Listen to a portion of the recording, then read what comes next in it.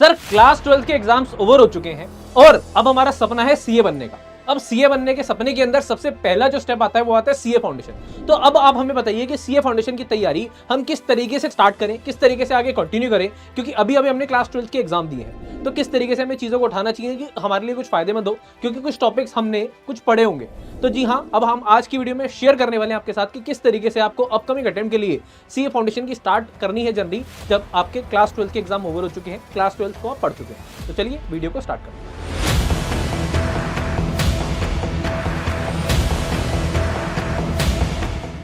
ठीक है जी, अब बात करें अगर क्लास 12 के साथ सीए फाउंडेशन के अंदर क्या करना पड़ेगा, क्या और कैसे करना पड़ेगा, उससे पहले फटाफट से वीडियो को लाइक कर दो और शेयर कर दो अपने दोस्तों के साथ जो भी क्लास 12 के साथ सीए फाउंडेशन का एग्जाम देने वाले हैं। अब देखो, यहां पर सीए फाउंडेशन एक अपने आप में प्रोफेशनल एग्जाम है और क्लास 12 अपने आप में भाई एक अच्छा खासा यहां पर आपको मेहनत करनी पड़ती है, क्योंकि यहां पर आपके ऊपर प्रेशर होता है कि एक अच्छे स्कोर करना है यार क्लास 12 के अंदर। ठीक है जी, अब यहां पर आपको लेके चलना है साथ में क्लास 12 को और साथ में सीए फाउंडेशन को। ठीक है जी, तो बहुत सारी चीजें यहां पर सीए फाउंडेशन के अंदर 11th और 12th वाला सिलेबस भी होता है। ठीक है जी, 11th और 12th वाला सीए फाउंडेशन के अंदर, और क्लास 12 तो आपको प्रिपेयर करना ही है। तो इसके अंदर हम सबसे पहले बात करने वाले हैं यार कि सीए फाउंडेशन में क्या सिलेबस है, कहां कहां मेरे को सेम चीजें करनी है और कहां कहां मेरे को अलग अलग चीजें करनी है। तो आपको जैसे कि पता है सीए फाउंडेशन के अंदर पता 4 सब्जेक्ट है। First one is accounting, second is law, third one is quantitative aptitude, बोले तो maths, stats, LR, and fourth one is business economics. चारों के चारों जो सब्जेक्ट हैं वो 100 मार्क्स के हैं। शुरू के जो 2 पेपर हैं वो सब्जेक्टिव हैं और बाकी के 2 पेपर ऑब्जेक्टिव हैं, बोले तो एमसीक्यू है। ठीक है जी, अब बात को समझे अगर हम, तो ज्यादातर जो कॉमर्स बैकग्राउंड वाले हैं उनके लिए बेटा अकाउंट्स पहले से पढ़िए आपने। इसके अलावा अगर मैं बात करूं मैथ्स बैकग्राउंड वाले हैं, उन्होंने quantitative aptitude, maths, stats, LR भी पढ़ा है और बिजनेस इकोनॉमिक्स वो भी पढ़ी है। ठीक है जी, अब कुछ बच्चे होंगे नॉन मैथ्स बैकग्राउंड वाले, उनके लिए यहाँ पर थोड़ी सी दिक्कत हो सकती है, बट हर एक बच्चे के लिए, चाहे वो नॉन मैथ्स का भी हो, अगर वो कॉमर्स बैकग्राउंड से है तो ये 2 सब्जेक्ट से तो हर कोई बच्चा वाकिफ है। जो मैथ्स बैकग्राउंड से वो 3 सब्जेक्ट से वाकिफ है, बट हाँ ये वाला सब्जेक्ट तो हर एक के लिए नया है। अब जरा समझते हैं अकाउंट्स की। अगर सबसे पहले बात करें तो अकाउंट्स में क्या है, तो देखो अकाउंट्स में ना बहुत सारे टॉपिक्स आपको 11th और 12th वाले मैच कर जाएंगे। तो आपको यहाँ पर अब जब स्टार्ट कर रहे हो आप अपनी स्टडीज, तो मैं आपको कहूंगा सबसे पहले ना, जब भी आप स्टार्ट कर रहे हो तो सबसे पहले देखो कि क्या सिलेबस है, उसके अंदर मेरे को क्या करना है, कैसे करना है। तो मैंने आपको यहाँ पर देखो बाइफरकेट कर दिया है। देखो अगर हम बात करें सबसे पहले अकाउंट्स के अंदर आते हैं यहाँ पर बेसिक कंसेप्ट, अकाउंटिंग क्या है और रेवेन्यू क्या है, एक्सपेंडिचर क्या है, इस तरीके से। तो वो आपने 11th 12th में ही पढ़े, यहाँ पर आपको सबसे पहले चैप्टर वही देखने को मिलता है। उसके अलावा journal, ledger, trial balance, subsidiary, cash book, तो ये आपने 11th और 12th में पढ़ा था। 11th के अंदर स्टार्ट ही हमारी यहीं से हुई थी सर। ठीक है जी, हाँ जी सर। उसके अलावा BRS, bank reconciliation statement, bill of exchange, ये वाले टॉपिक पढ़े हुए हैं। इसके अलावा बेटा रेक्टिफिकेशन ऑफ एरर, ये टॉपिक आपने पढ़े हुए हैं 11th और 12th में। ठीक है जी, डेप्रिसिएशन के अंदर यहाँ पर एक अमोर्टाइजेशन आ जाएगा, वो नया है आपने, बट जिसके पास भी 11th 12th में अकाउंट थी उसने टॉपिक पढ़े हुए हैं। फाइनल अकाउंट्स भी पढ़ा हुआ है। एनपीओ, पार्टनरशिप के अंदर यहाँ पर जो है आपका fundamental of partnership, goodwill valuation, admission, retirement, death, resolution, ये सब है। Issue and forfeiture of share, तो ये वाले चैप्टर्स आपने पढ़े हुए हैं, बट मैं ये नहीं कह सकता कि पढ़े हुए तो यार आपको सब कुछ आता है। आप क्या करिए, अगर आप सीए फाउंडेशन को अपनी क्लास 12 के साथ चालू करना चाहते हो तो अपने अकाउंट्स को सबसे पहले उठाओ और इसके अंदर ये वाले जो टॉपिक्स है ना, इनको अच्छे से पहले 11th 12th का रिवाइज कर लो, अपने पास जो नोट्स पड़े होंगे, आपके जो क्वेश्चन प्रैक्टिस है, और उसके बाद ना आईसीए मॉड्यूल को रेफर कर लो। आईसीए मॉड्यूल में जो भी क्वेश्चन है सिर्फ उनको देख लो कि यार उसमें क्या डिफरेंस है और क्या अलग है, कौन कौन से कंसेप्ट यहाँ पर एक्स्ट्रा है। देखो क्लास 12th और 11th में टॉपिक मैच हो रहे हैं, बट ये नहीं है कि आप 100% मैच हो गया है, क्योंकि यहाँ पर प्रेजेंटेशन का तरीका डिफरेंट है, क्वेश्चन पूछने का तरीका डिफरेंट है। तो उन सब चीजों के लिए आपको मेहनत करनी पड़ेगी, तो यहाँ पर टाइम लगाना पड़ेगा। इसके लिए मैं आपको कह सकता हूँ कि आईसीआई मॉड्यूल, सीए फाउंडेशन के अंदर आईसीए मॉड्यूल को रेफर करिए। आईसीए मॉड्यूल के अंदर जो प्रैक्टिकल क्वेश्चंस है और इलस्ट्रेशंस है, इसके अलावा आरटीपी, एमटीपी पास एग्जाम, इनको गो थ्रू कर लीजिए एटलीस्ट उन वाले चैप्टर्स के अंदर जो आपको आते हैं। तो 11th 12th का सिलेबस उठा के रिवाइज करिए अकाउंट सबसे पहले, यहाँ पर जो आपको कॉमन दिख रहा है उसको उठा के रिवाइज करना चालू करो, ज्यादा टाइम नहीं लगेगा। ठीक है जी, ICA module, RTP, MTP past exam के क्वेश्चन, जब आपने अपने कंसेप्ट्स, अपने नोट देख लिए, उसके बाद इनके ICA module, RTP, MTP past exam के क्वेश्चन, अब आपको लगेगा कि यार ये तो मेहनत हो रही है, तो इसके लिए आप हमारी परफेक्ट प्रैक्टिस बुक भी रेफर कर सकते हैं। परफेक्ट प्रैक्टिस बुक के अंदर क्या है, ICA module, RTP, MTP past exam के क्वेश्चन की बेस्ट मर्जिंग है। अगर कोई चैप्टर जैसे फॉर एग्जांपल रेक्टिफिकेशन है, अगर आप आईसीए मॉड्यूल के सारे क्वेश्चंस आरटीपी, एमटीपी पास एग्जाम करने जाएंगे तो सिर्फ और सिर्फ रेक्टिफिकेशन ऑफ एरर के अंदर ही 50 से 55 60 क्वेश्चन बन जाएंगे। ठीक है, बट हमारी परफेक्ट प्रैक्टिस में इस चैप्टर के देखने के मिलेंगे आपको 20 से 25 क्वेश्चन। क्यों? क्योंकि जो आपके रिपीटिशन वाले क्वेश्चन थे वो क्या कर दिए गए, मर्ज कर दिए गए और बता दिया भाई ये क्वेश्चन ना 5 दफे आ रहा है। तो आप परफेक्ट प्रैक्टिस बुक करते हैं तो आपको उसके अलावा कुछ भी करने की जरूरत नहीं है, किसी भी चैप्टर के लिए, सिर्फ इनके लिए नहीं, हर एक किसी चैप्टर के लिए perfect practice book is the Bible for all CA comedy students. तो आप परफेक्ट प्रैक्टिस बुक को रेफर कर सकते हैं इसके लिए। ठीक है जी, अब सबसे पहले आपने क्या करा, सबसे पहले 11th 12th वाले टॉपिक्स को उठा के देख लिया अच्छे से। ठीक है जी, उसके बाद आपने क्वेश्चन प्रैक्टिस या तो आईसीए मॉड्यूल, आरटीपी, एमटीपी पास एग्जाम या फिर परफेक्ट प्रैक्टिस। ठीक है जी, हाँ जी, वो आपकी कॉल है कि आपको कैसे करना है। तो आपने ये कर लिया, आपको दिखेगा अच्छा खासा सिलेबस हो गया है, ठीक है, और ज्यादा मेहनत भी नहीं करनी पड़ी, 11-12 के साथ आराम से मैनेज कर सकते हो। तो ये होता है एक तरीका। इसके अलावा जो आपको नए टॉपिक पढ़ने पड़ेंगे हर एक बच्चे को 11-12 के साथ, तो देखिए आपने पहले इन्वेंट्री AS2 नहीं पढ़ा है, वो आपको यहाँ पर पढ़ना पड़ेगा, ठीक है जी। इसके अलावा एमोटाइजेशन, डेप्रिसिएशन आप पहले पढ़ चुके हैं। एमोटाइजेशन बेसिकली इंटेंजिबल एसेट्स पे डेप्रिसिएशन को एमोटाइजेशन कहते हैं, वो आपको यहाँ पर पढ़ना पड़ेगा, ज्यादा मुश्किल नहीं है। अकाउंट फ्रॉम इनकम्प्लीट अकाउंट, ये आपको पढ़ना पड़ेगा। Redemption of preference shares, redemption of debenture, bonus issue, right issue and dissolution. Dissolution अगर आपने पढ़ा भी है तो उसके अंदर भी कई सारे थोड़े से नए कंसेप्ट हैं, जैसे इंसॉल्वेंसी, पीसमिल डिस्ट्रीब्यूशन, इस टाइप के। तो ये वाले टॉपिक्स आपको नए पढ़ने पड़ेंगे, बट इन वाले टॉपिक्स को तो आप कर सकते हो ना। तो पहले इनको इन पे मेहनत करो, क्वेश्चन प्रैक्टिस करो, तो आपको लगेगा अच्छा खासा सिलेबस हो रखा है।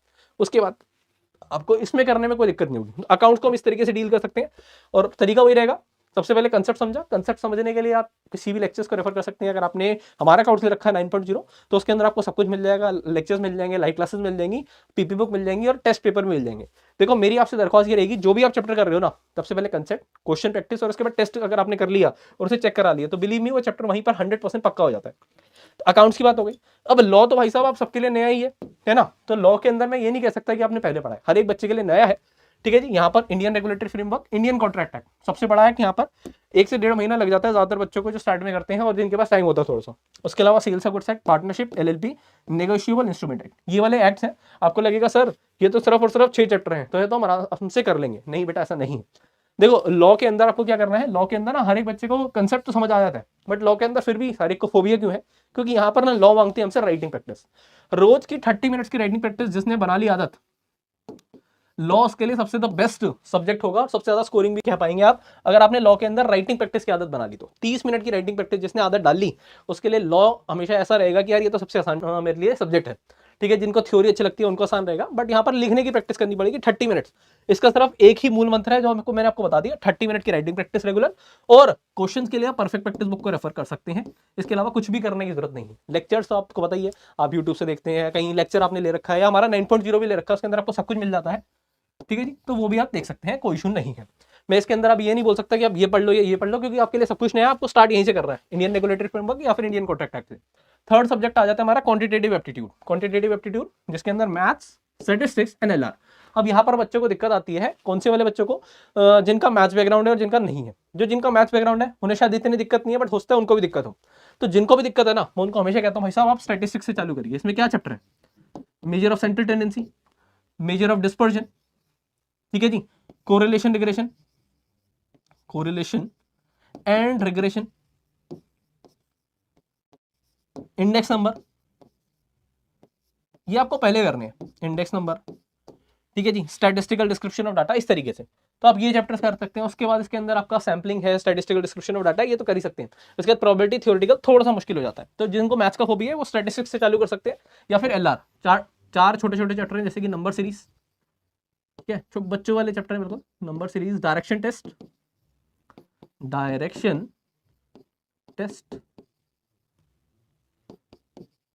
Setting arrangement and blood relation, setting arrangement and blood relation. तो ये 4 छोटे छोटे चैप्टर हैं इसके अंदर। तो जिनको भी मैथ्स का फोबिया है ना, मैं अपना क्वांटिटी से फोबिया है भाई साहब, देखो 40 नंबर का ही आना है, 20 नंबर का ही आना है और 40 नंबर का ही आना है। तो खाली पीली यहाँ से फोबिया से अच्छा है ना कि पहले मैं स्टैटिस्टिक्स पे मेहनत कर लूँ, उसके बाद LR पे मेहनत कर लूँ। उसके बाद अगर मैं बात करूँगा मैथ्स की, तो यहाँ पर देखो फर्स्ट चैप्टर है आपका ratio, proportion, indices, logarithm. Ratio, proportion, indices and logarithm. तो ये चैप्टर आसान है और ये आपका स्कोरिंग भी है, तो सबसे पहले आपको यही करना है। इसके अलावा इक्वेशन है, हाँ जी इक्वेशन है।